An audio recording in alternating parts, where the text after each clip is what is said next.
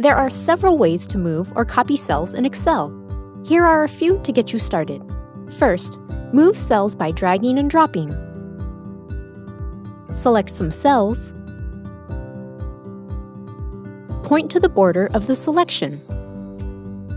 When the pointer becomes a move pointer, drag the cells to another location. Second, move cells by using cut and paste. Select some cells. Select Cut or press Ctrl X. A dotted line indicates the cells have been cut. Select where you want to move the cells. Select Paste or press Ctrl V.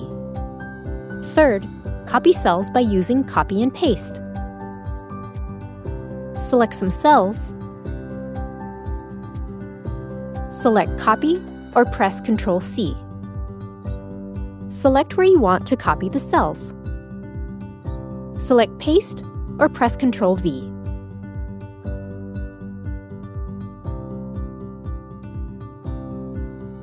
Good work!